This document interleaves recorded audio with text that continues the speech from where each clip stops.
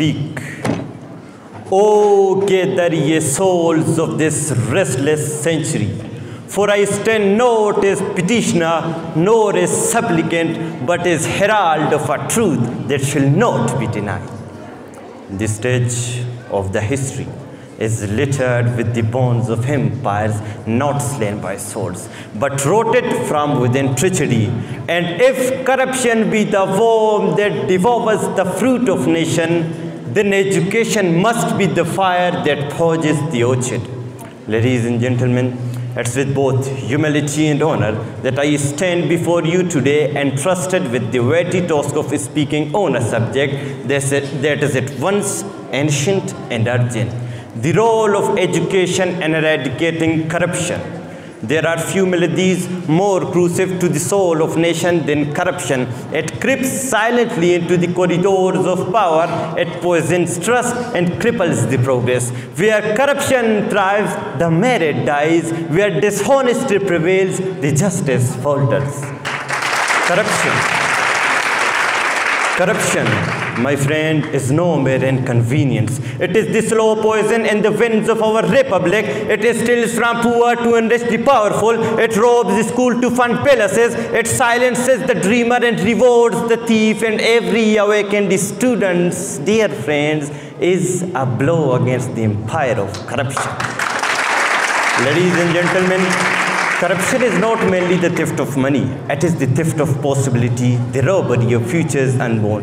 The World Bank tells that over $1 trillion is stolen annually through corruption. $1 trillion. Enough to feed every hungry child, to build schools in every forgotten villages, to heal the sick in every darkened world, and yet it vanishes swallowed by greed, while the multitude serves not only bread but of justice, and they called it education. Albert Bandura taught us of molar of disengagement that slays keep hatch of mind. Where a bribe is no longer a bribe but a gift. Where embezzlement becomes creative accounting. Where deceit is dressed up as how things work. And an ardent fond of benevolity of evil. That evil is not always monstrous. It's ordinary, everyday, clothed in grey suits, signing papers, stamping approvals, while the soul of nation bleeds quietly. And where does this disengagement and this benevolity first take root? In the classroom. When the students are taught to memorize without questioning, to be succeed without uprightness, to pass the examination that failed in humility, and we rise a generation trained to calculate the interest rate, but unable to calculate the right from wrong, and they called it education. Let us not be deceived. True education is not the collection of certificates. It's the cultivation of conscience. It's not the filling of mind, but the forging of character. The Quran itself begins with the command, Iqra, read, not merely to recite the words, but to awaken the words. Prophet, peace be upon him, proclaimed, the ink of a scholar is more sacred than the blood of martyr.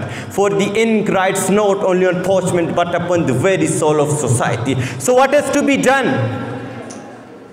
What is to be done?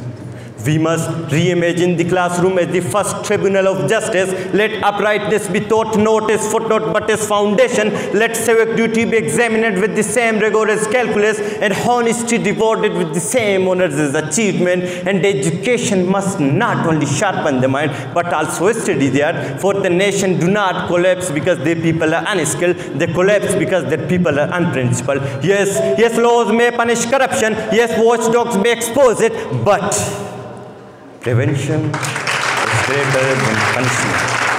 And prevention begins in pedagogy. When the child is taught that truth is strength, when the youth is trained that service is dignity, when the graduate walks forth armed not only with knowledge but with virtue, then corruption will find no fertile soil. It will whisper and find no ears. It will knock and find no doors. It will tempt and find no buyers. So I say to you, eradicating corruption is not the work of courts alone. It is the work of classrooms. It is the task of teachers. It is the sacred duty of education itself.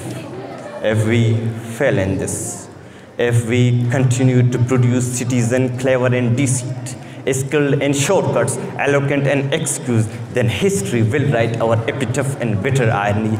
They had universities, they had schools, they had colleges, they had knowledge without wisdom, learning without virtue, and they called it education. Thanks for your precious time.